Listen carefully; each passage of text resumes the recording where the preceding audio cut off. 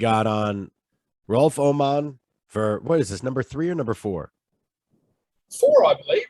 Is this the 4th one? Holy shit. Well, every single one of guest. Yeah. Our most frequent guests, and probably, I mean, not for nothing, one of our most knowledgeable guests. So, I mean, any podcast that you guys hear with this guy on it, you got to listen to it. He just drops pearls every single time he's on. We love having him on because I take notes. I watch our episodes over and over again. And if you watch every single time we have an episode, after every episode, you see new stuff popping up in my training that I'm posting on Instagram. I learn something new every single time we talk. So take it away, Rolf. Let's go into what you're doing. Well, yeah, what have I been doing? As I was just saying, Brooker, you know, with the situation is in the world, you know, you can't do this, you can't do that, you can't travel. So my colleague, Kenneth, and myself, who's a former head coach of the Melbourne Sports Academy, we've got probably about 5,000 muscle lab tests from, I think it's 13 different sports. So we've got national members of track and field, badminton, we've got World Class Throwers, 110-meter hurdlers, we've got NHL hockey players. So we've got a lot of stats, a lot of metrics. So what we've been doing is that we've been pulling these metrics apart, and we've come up with a whole new table of stuff. So let's see if I can share some of this with you guys. Mike, you might have to allow him to. Okay.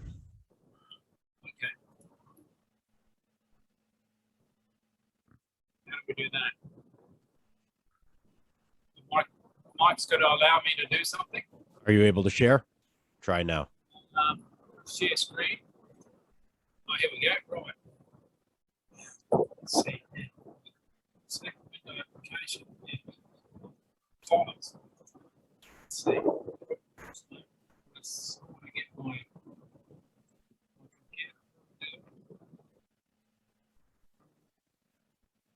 interesting. Let's see if we zoom that down there. Can you, is it sharing yet? We can't see yet. Yeah, I'm trying to figure out where it's. Yeah, let's see if we can get this up first there. Okay, so now what's you here? Zip that. Okay.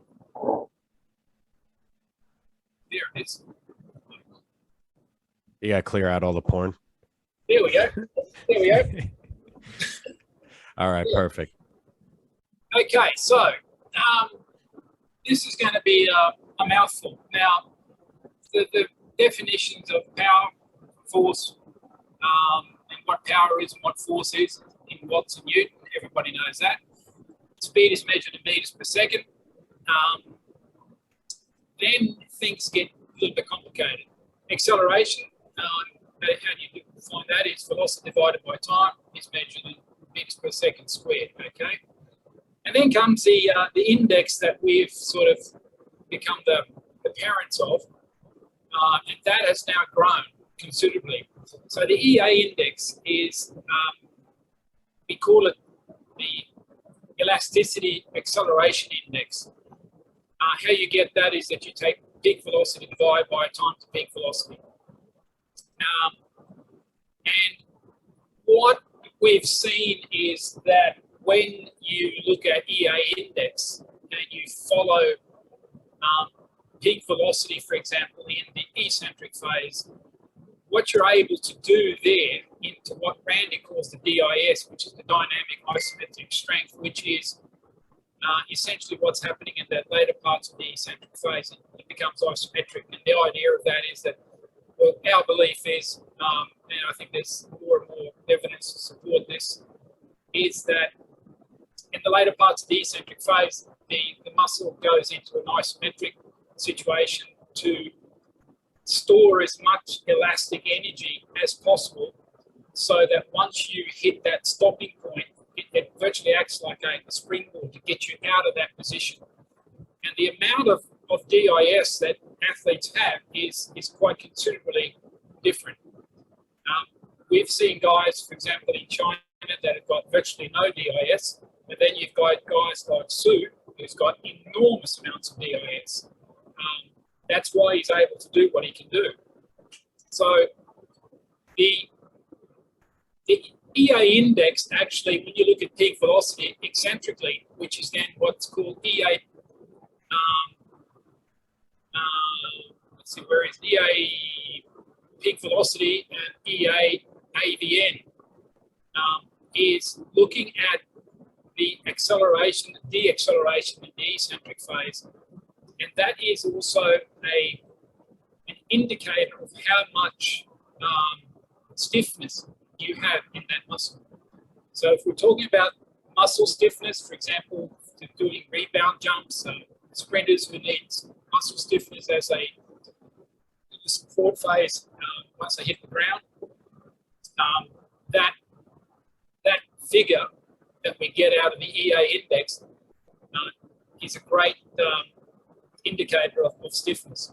So the better stiffness that you have, the better figure you have in the EA index. So we've been looking at the EA index from an average point of view in the eccentric phase and an average in the concentric phase, of course, and then peak velocity eccentrically and concentrically. And the interesting part about this is that, and the most significant thing that we've seen is that very, very small changes in acceleration have an enormous impact on what happens at the end. You can increase peak velocity, and some of the other figures, metrics that we're looking at. Scroll down. We're looking at, for example, watts per kilo body weight concentrically, watt per kilo body weight eccentrically, and the few of the others that we've started to pay more attention to is kilos per second concentrically and kilos per second eccentrically. Now, what does that mean? If you look at, for example, if we're talking about the acceleration of a sprinter or a linebacker or whatever, somebody's going to accelerate, let's say, 20 meters. I mean, that's all about force. But an even better way of looking at it is actually seeing what they can attain in kilos per second. So if we look at people who are in positions in hockey, in football, big, heavy guys, or where you need a lot of speed, then a truer figure of looking at their potential is not so much looking at watts per kilo body weight. It's actually looking at kilos per second that they can generate. That is the takeaway that we've seen this. Watts per kilo body weight is good. It's okay, but it doesn't really tell you a great deal about what they can do, because that just tells you that, okay, they can do 1 or 2 repetitions, but what can they actually do over 5, 6 repetitions? And what does that translate to kilos per second? So it becomes a work capacity metric.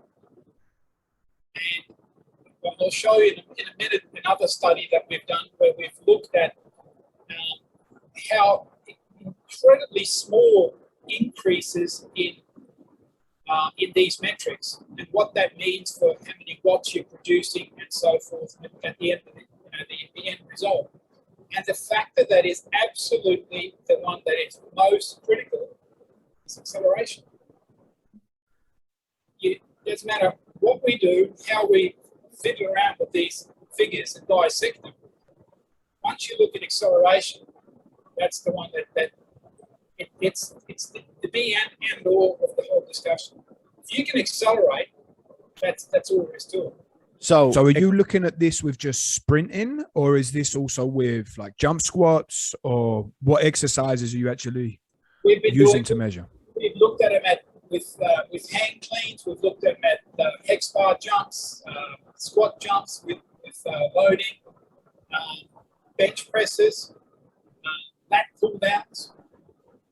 It's the same in every exercise. acceleration, that's it. If you can accelerate, then you're going to beat everybody.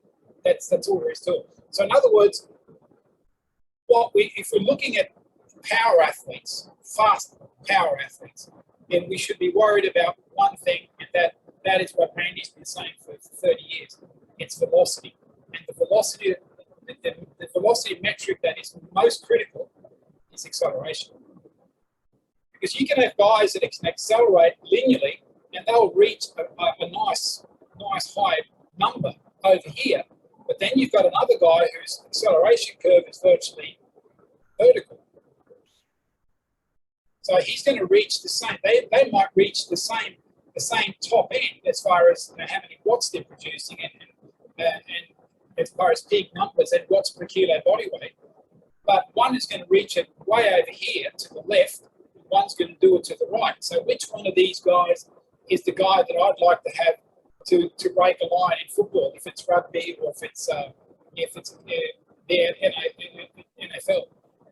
It's going to be the guy here, because he's the guy who can get the football and accelerate 4 or 5 meters faster than anybody else. He's just going to get the job done. The other guy, it's like he needs to sort of wind things up, but he's going to be able to run fast.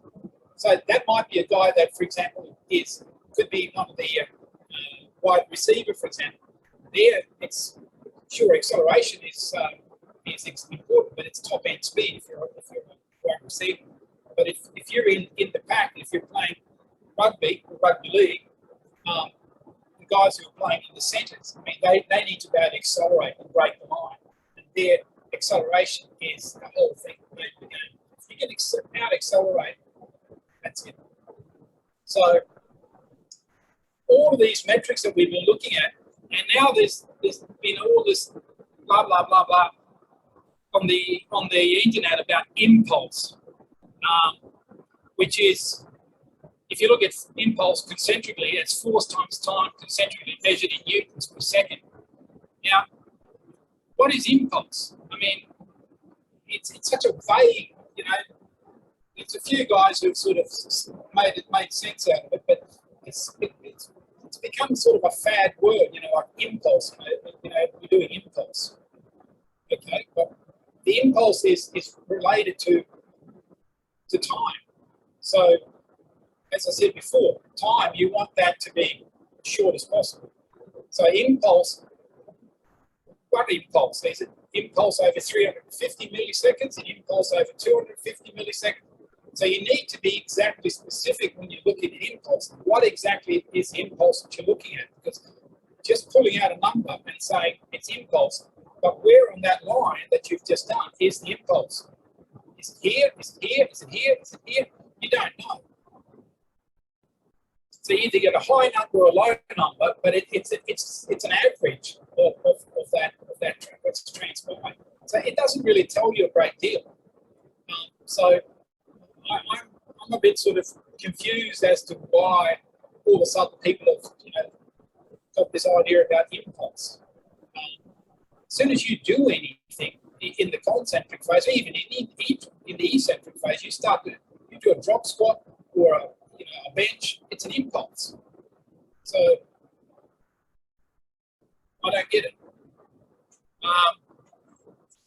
So we've got 31 metrics today that we've I think it's 31, that we've pulled apart with the help of Muscle Lab. It just shows you how broad we are. What are you using to measure all this? Muscle Lab. Muscle Lab, okay.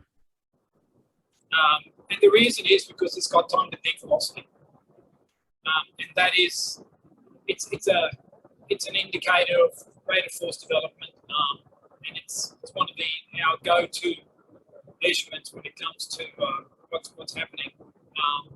What could be better than TPV is if you, for example, could measure what happens at 50, 150 milliseconds, that would be even better. Because then you definitely see that you've got people who can do things that we really haven't sort of paid much attention to. I think I mentioned that the last time I was with you guys that one of the things that we pulled out, we were looking at counter movement jumps. And then we had, I think, like 100, 150 counter movement jump results or tests. And as we're pulling these apart, we started to notice that there were people who were jumping sort of, like nearly a foot less. I mean, there were people who were jumping sort of like 80, 90 centimeters. And then there was people who were jumping sort of 55, 60 centimeters. So there was a 30 centimeter gap, which is, a foot. But when we looked at peak velocity for both of these tests, these athletes, they were very, very similar. Now, that didn't make any sense.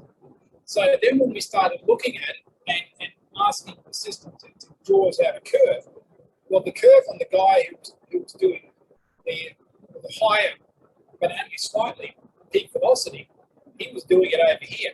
This other guy, he was doing it over here. So his rate of acceleration was virtually like this.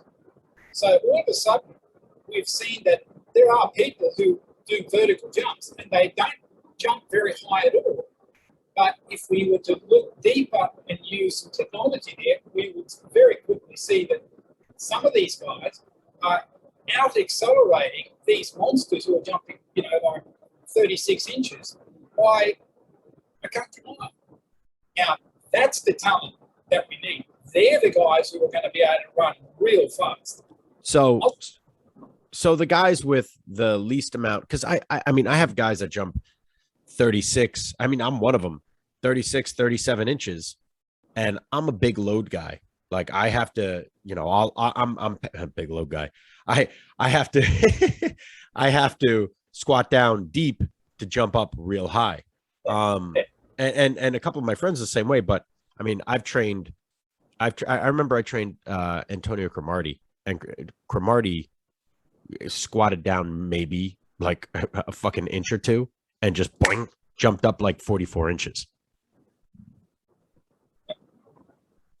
These guys they've got a different way of being able to recruit elasticity to start off with. And their firing mechanism is just crazy. They're able to get a hold of so much fast twitch fiber so quickly, it's ridiculous. So Rolf, you said about the importance of the DIS, right? And you've mentioned this on other podcasts before. And you said also about that you measured in China some of the athletes and they basically have no DIS, whereas Sue has tons of it coming out of his ears, right? Have you found any like super high level power athlete with minimal levels of this DIS? Is it really like, is that the secret measurement? Is it like impossible to be a high power guy without a lot of value in this metric or not? I think that the high power guys, you can probably get around it in different ways, because some people can use more elasticity. But I think that what seems to be the case is that the guys, these extreme guys, I mean, we're talking about the guys who can run real fast. I mean, we're talking about 980 sprinters and that sort of category. These guys are running 6:29 for the first 60 meters of the 980 race or faster. So we're talking exceptionally fast athletes. They seem to be more into the category where they have incredible capacity in the DIS phase. So their ability to absorb and to say they do a drop squat, but they've got contact with it, but they don't have contact because they don't need to, because it's something that you can train up as well. So I think I showed you some films of Sue standing there with 200 kilos and he just goes drop and then just he's back up. Now, you can just imagine the amount of force that's happening in that turnaround when he virtually just does a 15 centimeter drop. It just drops underneath it, and then just as soon as that thing is back loading him again, he just explodes up with it. There's no stop. It's just bang, it's gone. So what we've been looking at is that we've been looking at figures. Yesterday we looked at javelin thrower who's at sort of nearly world level, not quite 60 meters, but high 50s. So she's throwing about 185, 190 feet. So she's a decent athlete. And she was doing some very, very short drop squats with, I think it's 90 kilos. And she's able to generate 10,000 newtons per second in the eccentric phase. So if you count it over a full second, she's generating 10,000 newtons. That's 1,000 kilos a second in the eccentric phase with 90 kilos. That is just crazy. And her time to peak velocity is 0.05. So it sort of, it makes things, it puts things into a new perspective. And Kenneth and I were discussing this morning here. If you look at what we're doing with sprints today, we were doing that before, but now we've got, things like the 1080 sprint, for example. So we can monitor and we can assist and we can do overspeed with athletes with extreme accuracy.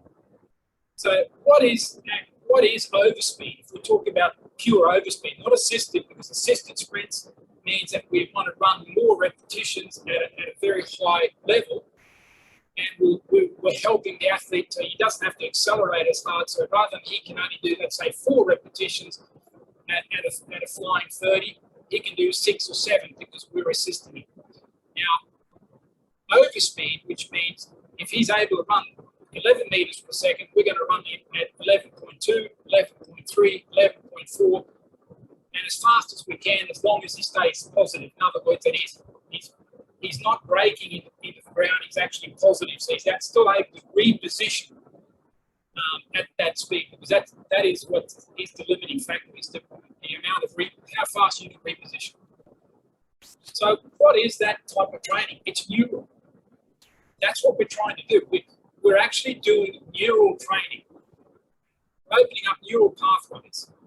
So it makes sense that when we're in the gym, we should be doing things that are doing exactly the same thing. So we've started to look at and think differently when it comes to power training. Now, power training, normally you would, for example, do, depending on where you start and so forth, you might do a 3 at 80, a 3 at 70, and a 3 at 60%. And then as you progress, you might do a 3 at 70, 3 at 65, and 3 at 60. So you get lighter and lighter. That's still 60% or 70% of 1 rep max. So it's still a lot of load. So that's still, in our view, that's still a lot more force dominating. It's rate of force development. It's not neural. Rolf, let me cut you off. This is where I get lost in the weeds on this shit. Are you saying that the idea is to train every athlete like this, or this is what you're looking for to identify the good athletes? Well, some of these, for example, tests you can do to identify, but what we're talking about now, the training we're talking about now, this is high performance. This is what you do when you're in the chimney and you've been in the chimney for a while, and you need to make things happen because you're not getting any younger. So you're looking at athletes that are world-class athletes. So there's different types of running backs, for example. You have running backs that are power backs, and you have running backs that are speed backs. Guys that are going to run right through you and guys that are going to evade you. But they'll both run similar 40s. Some guys will get there a little quicker and then they'll top out. And then some guys will take a little bit longer to get to their top speed, but they'll have a higher top speed. It's you look at sprinters, you have the power sprinters and you have the dynamic sprinters. I don't know how I feel about this, where it's almost looking at it from this type of lens. It's you're training everyone to be this quality, whereas not everyone should be this quality, right? So it's you, and I've always kind of been the mindset of train to someone's strengths, whereas Louis Simmons is you got to train your weakness. So what can you elaborate on how you would go about this? It's a good point, and you know, I don't claim that I have the answer. This is what you should be doing, but the fact that if we go back and look at what's happening, if you're a power athlete and you need to be able to accelerate, then what you do in the DIS phase is of primary importance. That acceleration that you're getting initially out of the DIS phase, that is, you know, that's going to make or break it. So depending on what you can do there is going to, you know, dictate a little bit about what your capacity is going to be. Andy sometimes uses the term, you're either a diesel truck or you're a car or you're a top fuel dragster. They're the three categories. So it's sort of like, which one of those three are you? But the interesting thing is that I can't see that there are too many athletes that wouldn't, well, yes, of course there are. What's the biggest guys in the NFL? That's the defensive guys, isn't it? The biggest, slowest guys are typically the O-line. Yeah, okay. So these guys, of course, they're not going to benefit from doing assisted sprints or overspeed. It's a waste of time. Mm-hmm. So we're talking about people who are running and getting up, you know, fairly big numbers of acceleration, top ends and speed. If it be track or for instance. So this is not something you do with throwers, for example. We're talking about sprinters, long jumpers, 100 and 200 meter guys, and so forth. But see, at the same time, I can see the benefit because what is acceleration? It's your ability to contract the muscles as quickly as possible to produce the most amount of force from a static state. Whereas if you're training top speed, contract, relax, like that's what top speed is. So the faster you get your top speed, the more beneficial your acceleration would be too, right?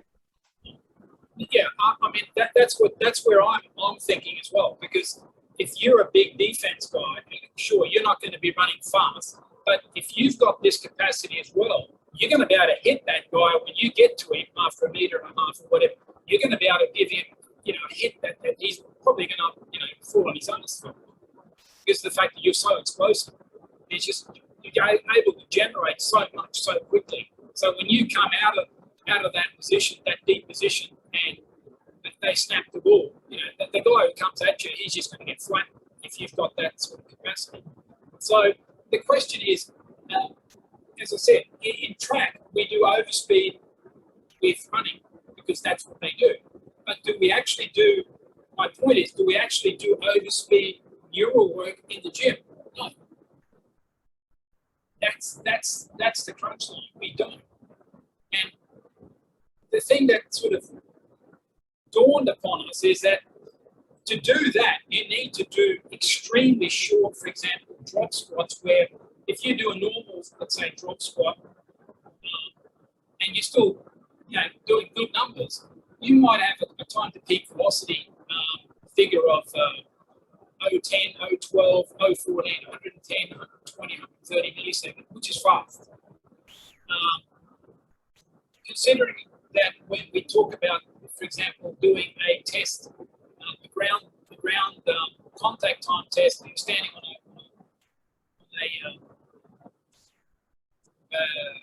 a box about a foot high, you step off, and then as soon as you hit the ground, bang, you do a vertical jump. Now, if you're under 140 milliseconds, then you're a talented person. If you're under 120, you're extremely talented. Now, we know that sprinters in world class are sort of in the 85 to 90 millisecond bracket, so they're even faster. So we know by doing those types of tests what sort of firing capacity you have when it comes to ground contact times. So therefore, we can do that from different heights. We can see which height is the optimal height for you to do, for example, drop jumps. Yeah. Now, so that was going to be my next question. Now, I genuinely think that everyone can have these types of contractile velocities. However, at what force output, right? So is the goal to constantly expose them to these environments, or how do you build it? How do you develop it then? Well, I mean, first of all, I wouldn't do drop jumps or any types of plyometric jumps for somebody who weighs 220 pounds or above. It's just too much. It's just too much going on with joints and so forth. I'd be very careful. I think you can get around that once you start weighing 220, 230 pounds. You really need to do this in a controlled manner. For example, I wouldn't do so much plyometrics as such. I'd do box jumps where I'd, for example, probably only do the concentric part of the jump. So you'd be sitting at 90 degrees, lift your feet that far off the ground, hammer them into the ground, and jump up in the box. A metre and a half of high box, for example. That is much better for those guys rather than doing plyometric jumps where they actually have a massive big eccentric phase because of the fact that they weigh so much. Yeah. That you're gonna wear them down. And, over the course of a week, if you do this and then you've got to load them with the rest of the stuff that you're doing, what sort of shape are they in on Thursday, Friday, and then 3 weeks time, where are they in 3 weeks time? So, yeah, I'm a little bit biased towards that once they get to about that body weight, don't jump. Let them jump with a lot of eccentric. Yeah, I've had a lot of issues actually with my NFL dudes and any kind of plyometric jumps. Now, I have NFL guys that are 220 pounds, but I also have guys that are hovering anywhere between 185 to 200, and their joints just can't take the plyos. It's just too much on them. Yeah, I mean, it all has to do with, again, what did they do between the age of 13 and 18? That's also the next sort of thing we've got to look at. I'll get into that because there's another issue that's sort of popped up in the last 2 days, which is weeks or months or whatever. It's become a bit of a hype word. But if we look at, the aspect we're talking about now about power training, for example, when we test power, I mean, first rep, because of the fact that you don't, most of the time, unless you're doing a hang clean, for example, you would start with the bar stand straight, and then you'd lower it to your knees. You'd get an eccentric phase there, but it still takes usually the second rep before you hit the biggest number. Third rep sometimes, fourth rep, it's gone, fifth, it's gone, sixth, it's gone, seventh. So you can give it away after 3 reps if you're looking at producing maximum amounts of power. Now the question is then, if we do that and if we look at the times and what it takes to get there, they're fairly long times. I mean, we're still looking. I mean, if you're cleaning and your time to peak velocity is, it's difficult. Even if you're extremely gifted, to get much better than 150, 160 milliseconds, it's a walk in the park for these guys who are going to run fast. So, they're a factor 2 quicker off the ground.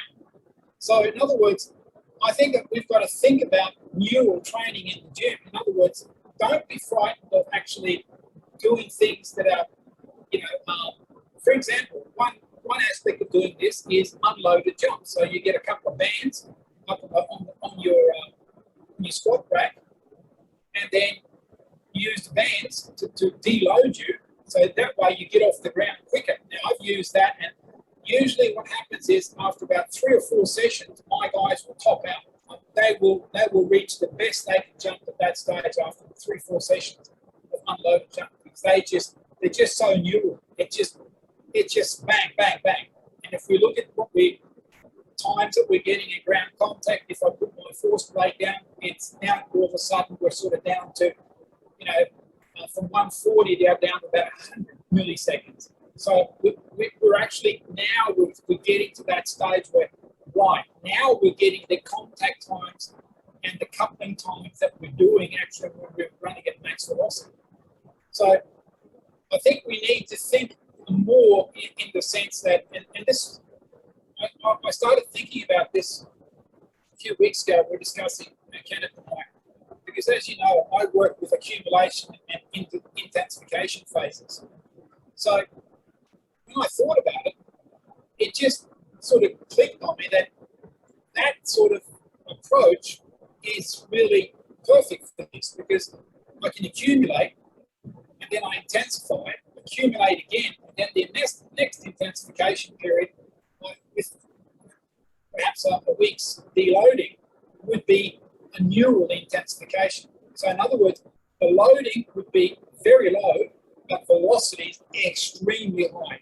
Here I'm going to be trying to get off the ground, assisted band jumps, all sorts of things, that anything that gets me, and drop squats with, fairly decent weights, but short drop squats where my time to peak velocity goes from 015, 020 down to, as in this case with the girl, the javelin thrower that I mentioned, she went from 015, so 150 milliseconds, down to 0.05, which is just ridiculous. Now, when you're doing these assisted jumps, you're tracking the velocity, but are you tracking the force? You can if you put a force plate down, you can do that. Yeah. So are you looking for a certain percentage of force to be yielded in order to translate, or are you just saying, hey, this is like a kitchen sink approach. We're just going to work on being faster, and we're working on neurally stimulating. We don't give a fuck about force. Yeah, I'm leaning towards. I mean, it's going to be a progression, so I'm leaning towards that. You deload sensibly over maybe 3 or 4 blocks of that type of training, where you would get progressively faster. So you'd use, if you're using, for example, banded jumps, you'd use some bands that might only take 15 pounds off you. Next time you're taking 20 pounds off, and the next time you've taken 30 pounds off the weight. Now you're getting off the ground much quicker. And the only way to get off the ground is that you've got to make things happen over a shorter time, because you're being helped off the ground. So and would the goal eventually be to try to get the athletes moving faster than what they would do sprinting? Because obviously at the minute everything's slower than sprinting, so it seems like you're not quite sure how much is going to transfer over, but then hopefully eventually you'd be able to do something quicker. And is that even possible? Yeah, I think it's not so much getting them to run as fast as what they're doing with their sprinting, because the most sport-specific thing they can ever do is run fast, right? Unaided. And if they have a little bit of wind behind 2 meters per second or 3 meters per second, they run faster than ever. Yeah, fine, that's overspeed. But I think the thing that we've got to try to do in the gym is actually do power training, not with the power, more towards a force-dominated power, but a neural domination. In other words, I would suggest doing more work gradually at 30, 20, and 10% loads. Because the most difficult thing for the human body to do is to move light objects fast. Yeah. I always remember that when you said try throwing a waffle ball far. Yeah. Yeah, it's too fast for force, right? So let me ask you this. You had said you'd go 15, 20, 30. Did you mean to progress the weight decretion, or would you do like 30 pounds first, because then the fat, you'd want to move the lightest fast, and then you'd want to move the 20 pounds of aided assistance? Would you go 20? Would you go 30, 20, 10, or 10, 20, 30 is what I'm asking. So you get progressively faster. You get progressively less time in the ground. So you're going to have to neurally sort of stimulate yourself. You've got to get off the ground quicker, because you're getting help off the ground. So So- first time 10 pounds, then 20, and then 30. You've got to get off the ground quicker. Okay. Because the way my brain was working was, if you were to do your first blocks as to progressively get off the ground faster and faster and faster and faster, and slowly expose yourself to that by taking the weight off, taking weight off, taking weight off, then the reintroduction should technically be start light, get to that, and try to get your 30 pounds off to match your 20 pounds, or your 20 pounds off to match your 30 pounds off, and then try to get your 10 pounds off to match your 20 pounds off. And that's how you produce force. Or am I misutilizing this and putting this more into a strength domination and force rather than velocity? I think you've got to maybe think in both ways, because if you are still maybe in a sport where it's more force oriented, but we're trying to do something that's going to sort of get your neural system open, and you're going to get another bounce or another level of strength and power.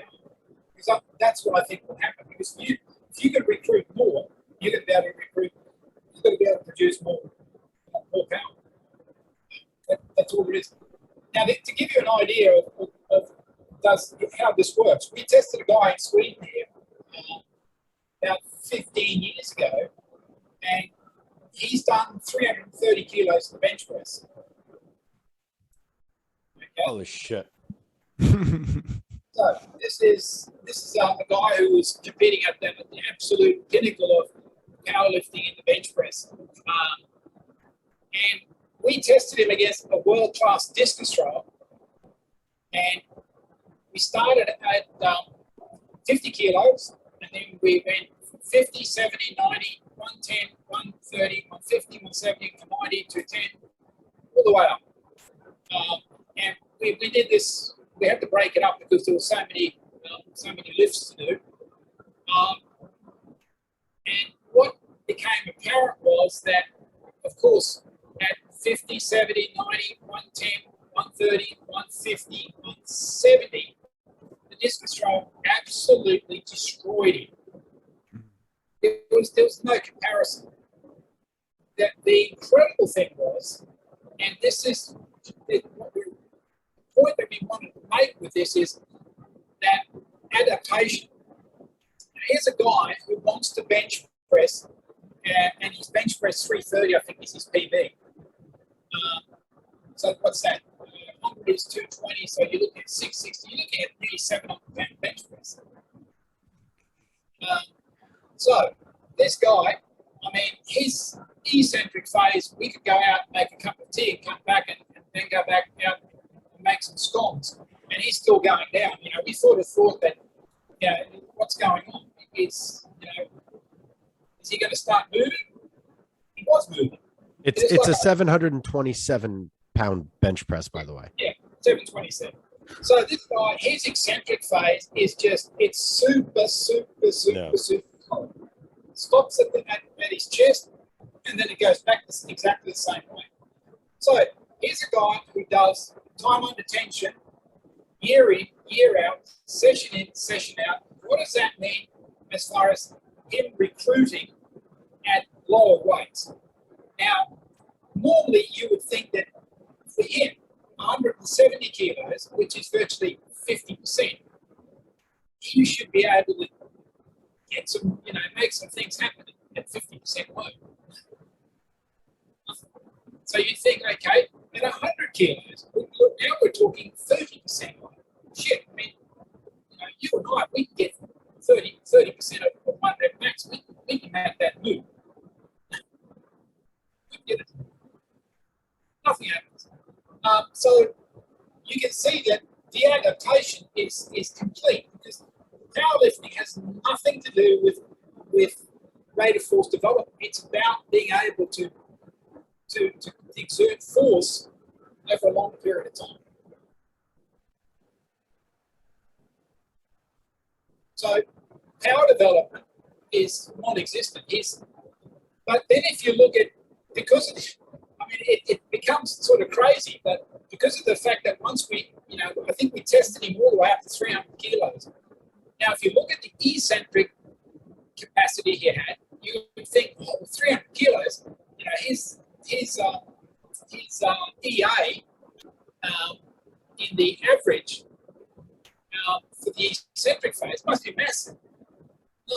because it says it's the velocity is the key. Velocity. And of course, he's moving like a snail. So it doesn't matter that he's got 300 kilos. There is no numbers because there's no velocity. Bondarchuk goes into this as well with his benchers. I think he said when his benchers, which is throwers, when his throwers got past like a 480 pound bench, it was a waste of time. Everything after that actually hurt. It actually hurt their throws. And that's because, I mean, it's no different from like the Porsche versus the tow truck. Like both of them have high torque per se, but the Porsche has more horsepower to match the torque. If you're all torque, you become a tow truck. If you're all horsepower, you go nowhere. You need some torque. You need some foundation of strength. So yeah, I get that. That makes sense.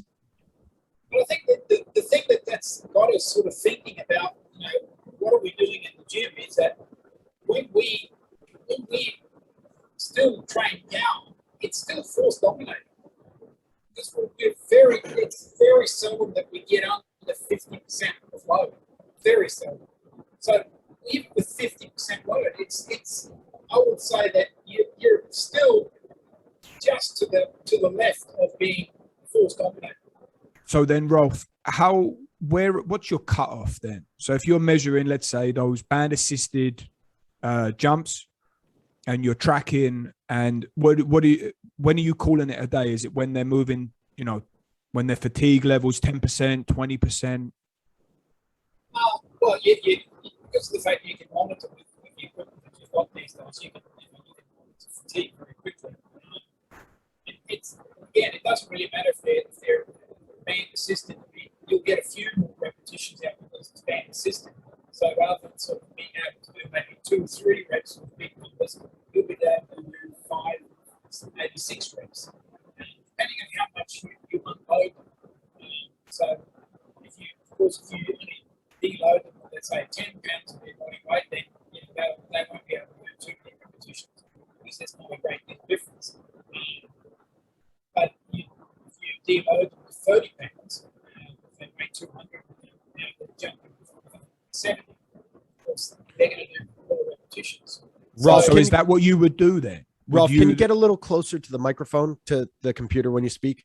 Just a little bit.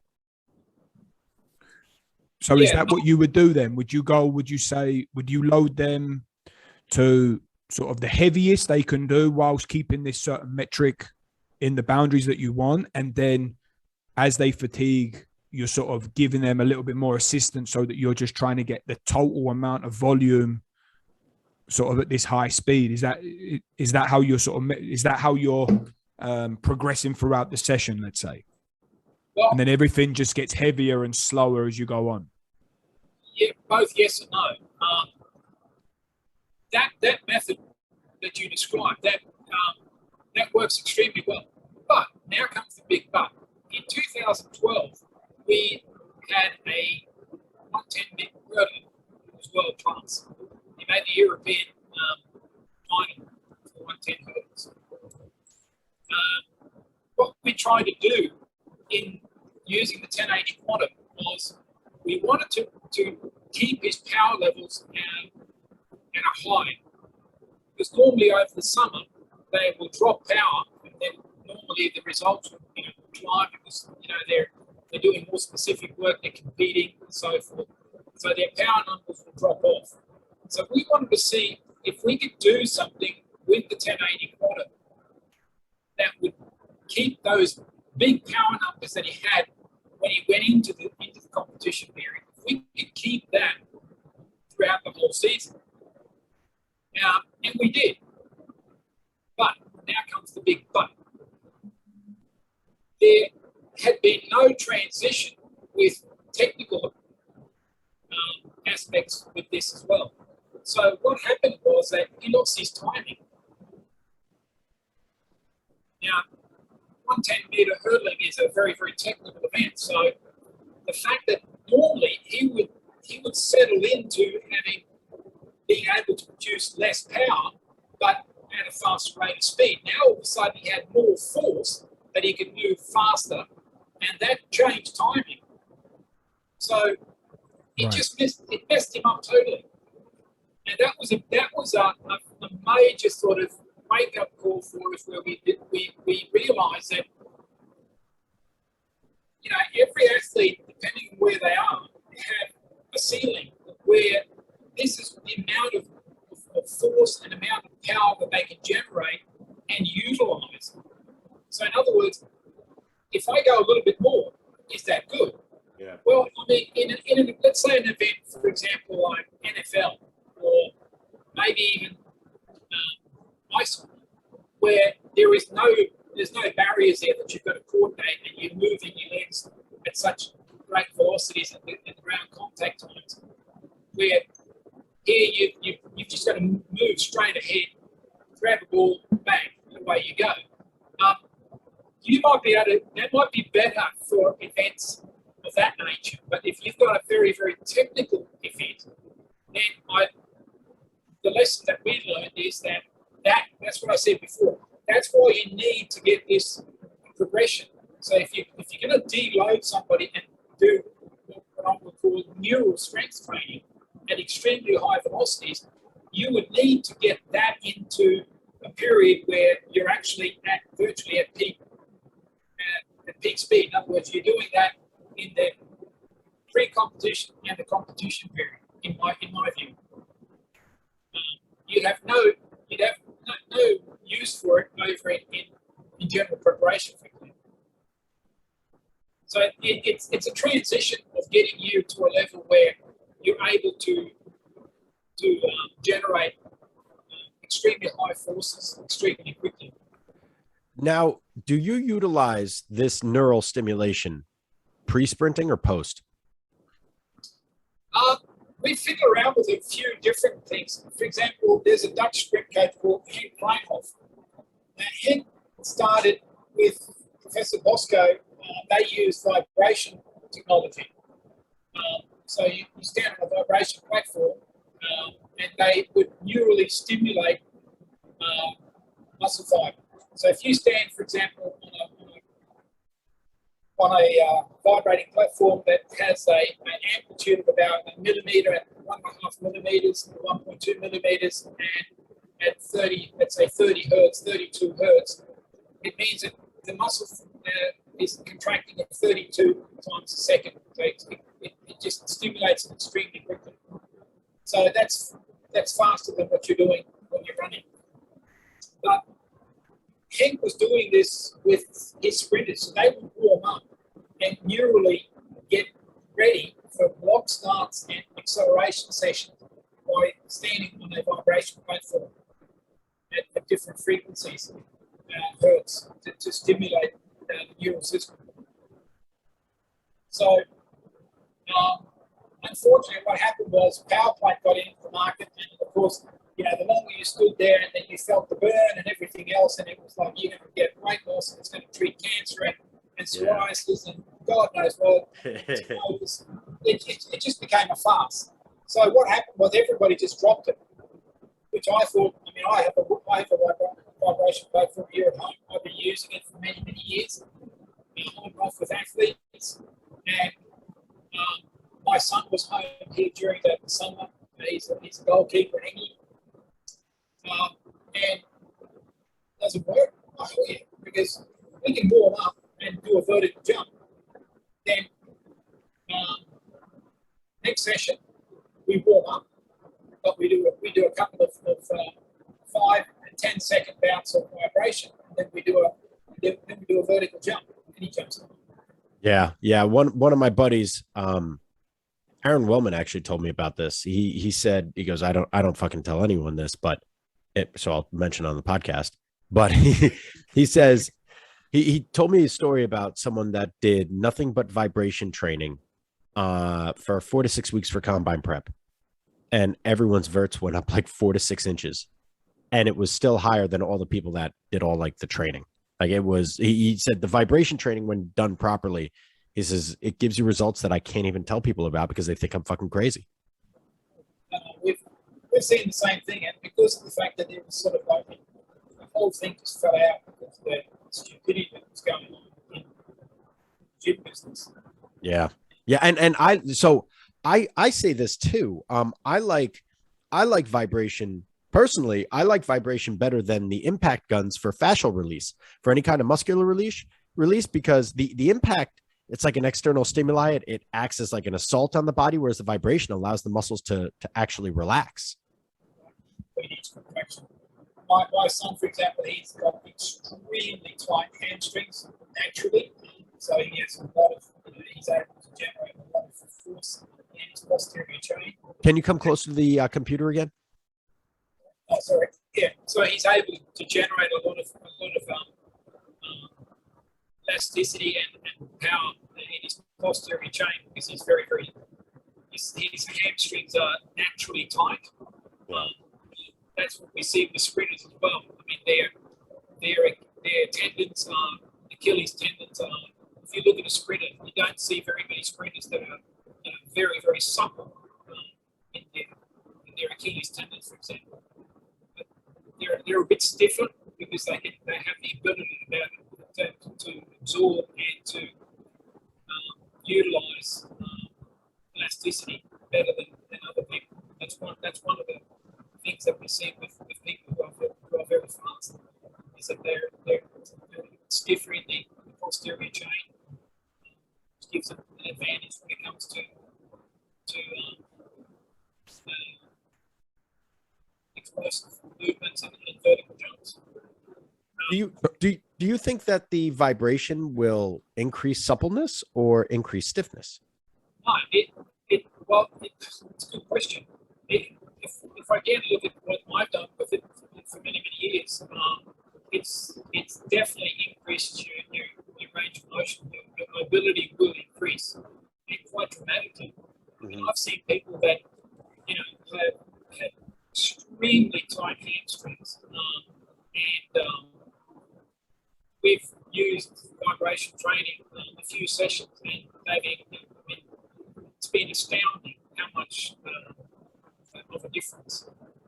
One of the things that we did, and this is a long time ago, is that we got guys. We had a guy who was a very, very good masseuse, and we sent him people when they were sort of ready to get a massage. We'd send them to him, and we'd ask them, "So what did you think?" "Oh yeah, blah blah blah." And he'd give us a sort of breakdown, what he thought their muscles felt like. Then we did it. Tried to send them, at about the same point in time. But the only difference was that before we sent them to get massage, we would give them, a 5-minute session of vibration training. And his comment was, "Oh, the guys are recuperating so much better. Their muscles feel completely different." And all we done was like 3 by 10, 3 by 15 seconds on the vibration platform at 30 hertz. That's all we did. So they were standing what we call a monkey pose. So we're standing with nearly straight legs, which is a slight knee bend, upper body at nearly 90 degrees. So hanging like a gorilla with your arms hanging down, and then getting a nice stretch in your hamstrings. And then just hold that for 3 by 10, 3 by 15 seconds. And that increased their range of motion, and it made the muscle relax and all of that. So when they went into, he was astounded how well they pulled up over the last week. That we did exactly the same thing without the vibration and sent them to him, and then he went, "Oh yeah, they're all stiff again now. You have to do some recovery." Yeah. So it works. There's no doubt about it. And unfortunately, I think Hank has got an enormous amount of testing that he did with vibration platforms. And what's interesting about it is that it's neural. It's not muscular because you're standing still. You don't actually do a contraction. There's no lengthening and shortening of the muscle. You stand in an isometric position, and vibration does the work. It excites the muscle. So have you tried it pre-sprinting? If it improved the vertical jump, is that something that you play around with then? So would you even go as far as using that before a race? Well, that's the problem. Where do you do that? The problem with the vibration platform is it's a fairly big piece of equipment, so you got to lug around sort of like this big piece of equipment that sort of weighs 55 or 60 kilos. You can't take it on a plane. There are some units we can, but you actually only have the actual unit, the box that you stand on that actually vibrates. But then you've got, that's got a motor in it and so forth, an offset motor. And then you've got a control unit and so forth. You're still sort of looking at a box which is virtually the same size as a 10-meter sprint. And airlines aren't, you're not the most favourite customer around. You come bugging up to the check-in counter with what a 10-meter sprint sort of. I hear you. These days, they sort of think, right, it's got electronics and it looks like it could be, that word that starts with a B and ends with a B.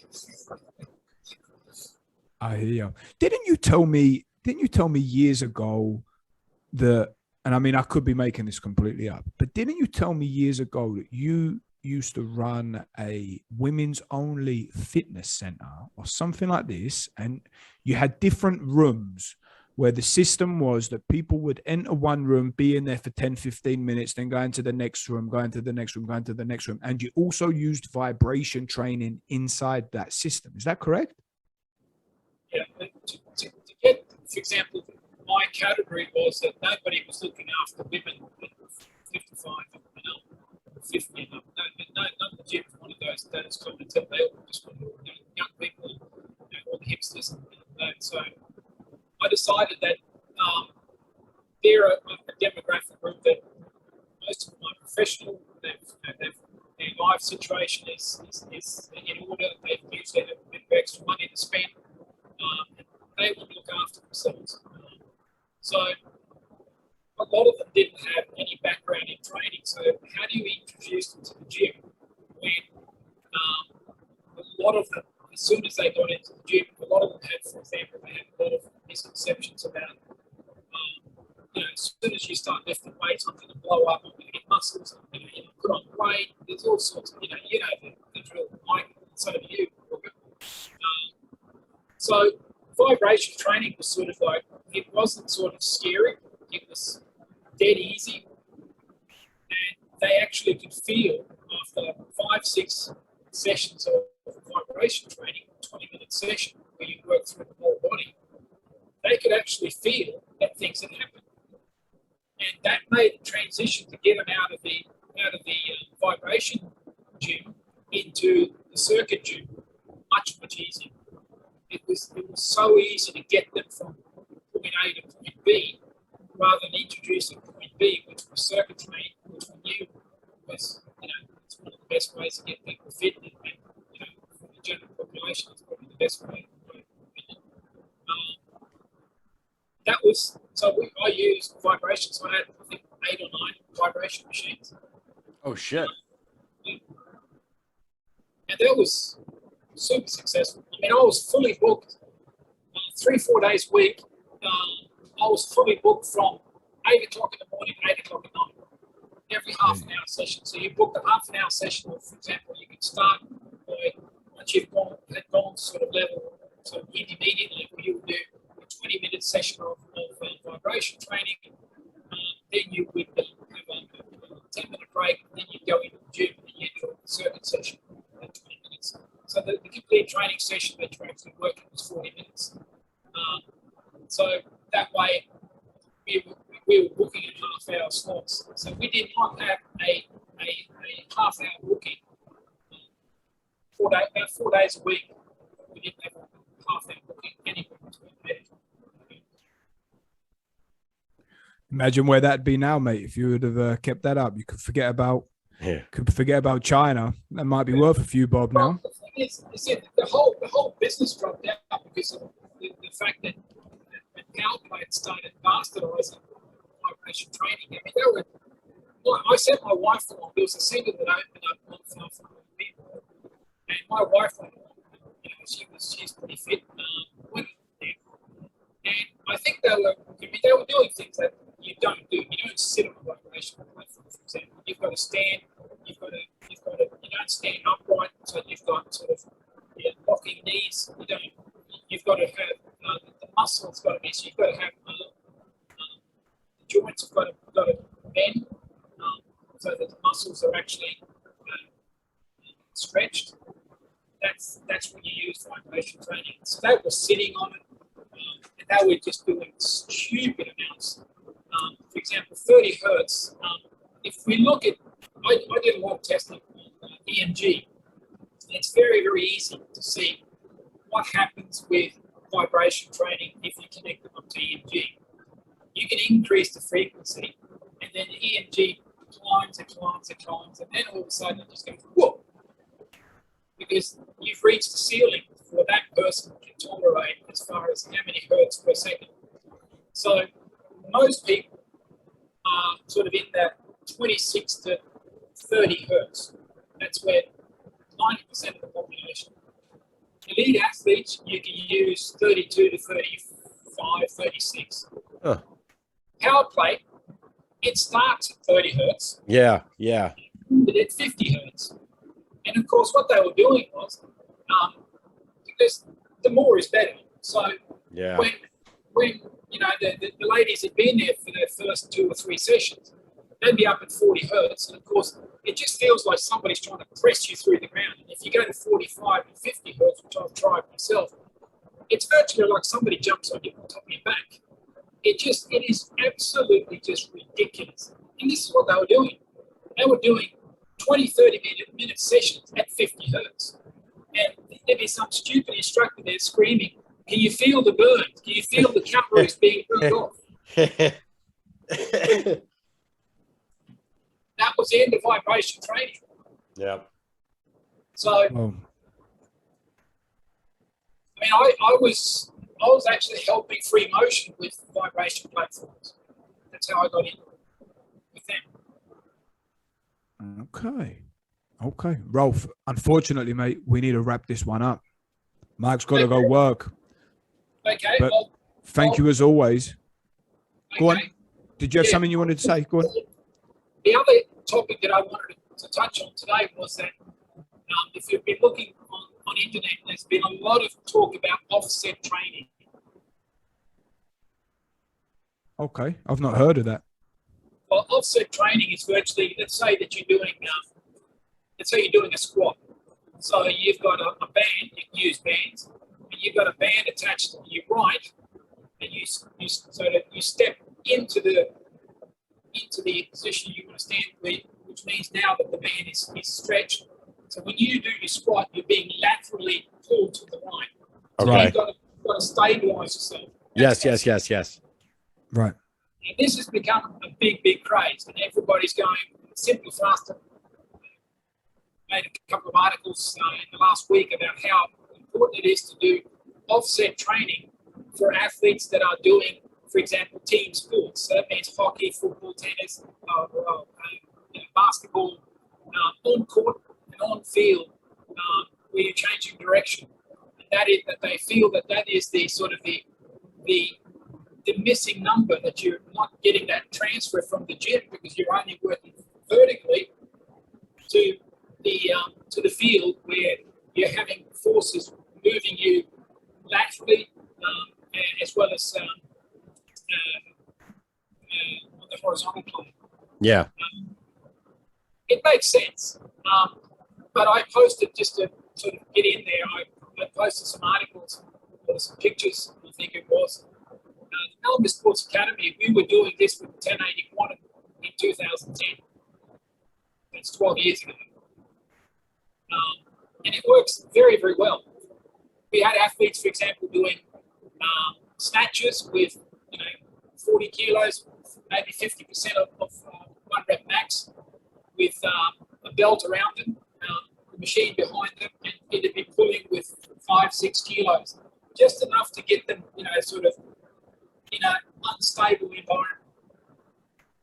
And I mean, it makes sense, because if you think about it, what if, when you go, for example, if you sprain your ankle, what would you do with the physiotherapist?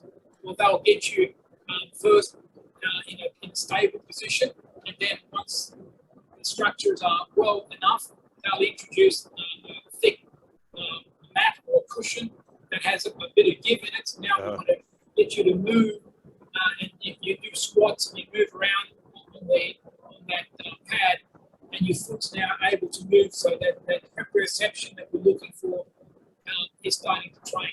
And that's all offset training is.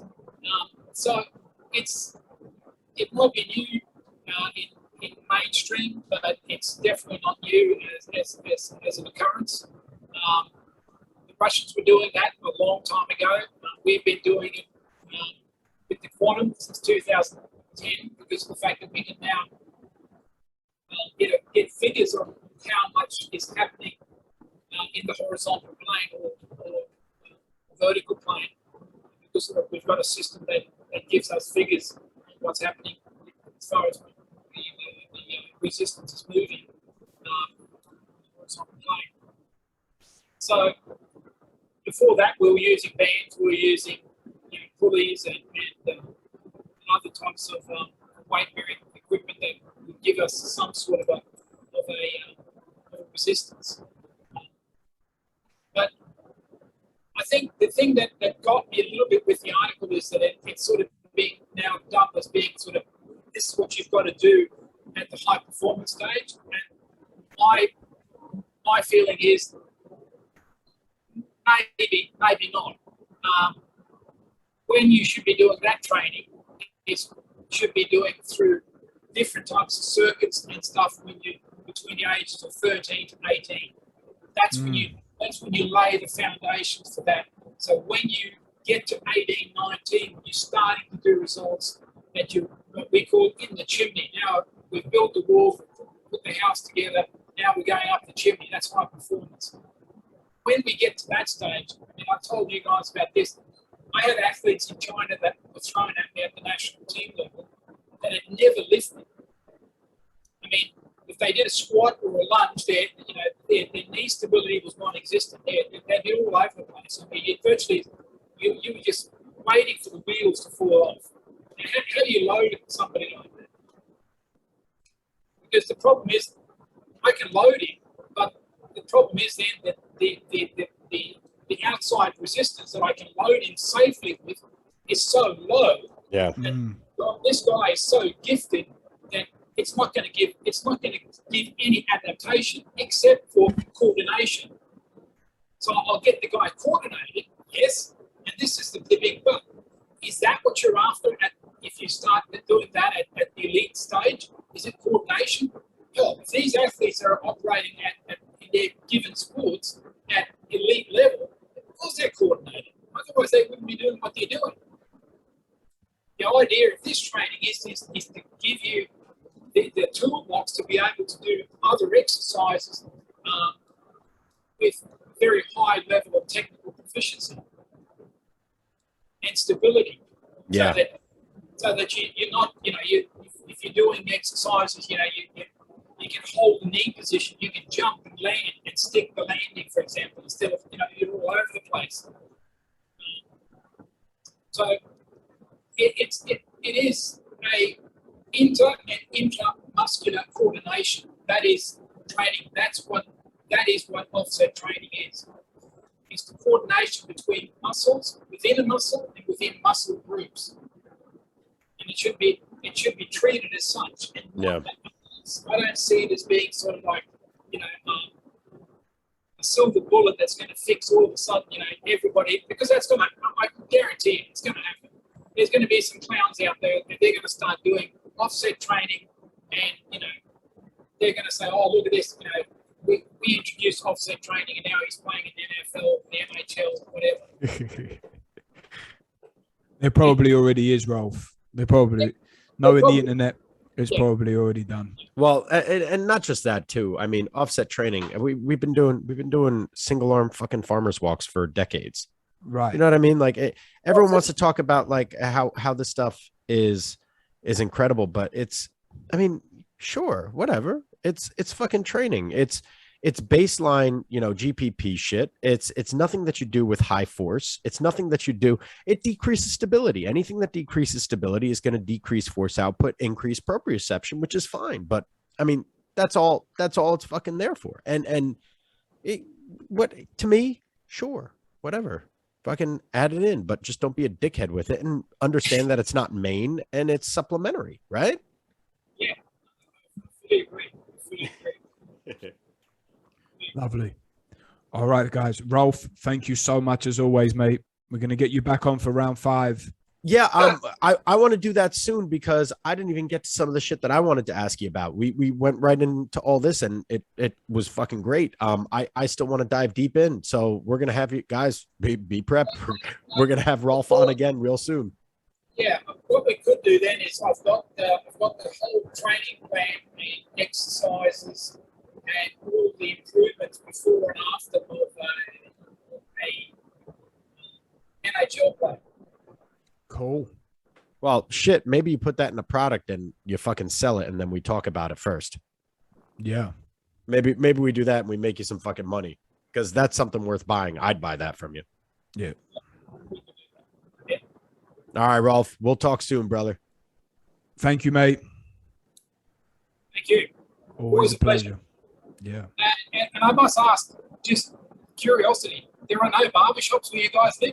Mate, I'm looking fresh. I had it trimmed up yesterday. Yeah, I was just looking at mine. I haven't trimmed mine since fucking July. Is it still getting longer? Yeah, Mike? it keeps getting fucking longer. I gotta get it trimmed. My office door is closed. I had about a 5-day growth the other day. And if you look outside, you can still see the marks on my door. I was trying to escape from my wife. Klaus, let's chop the recording here, Mike. Yeah, good idea.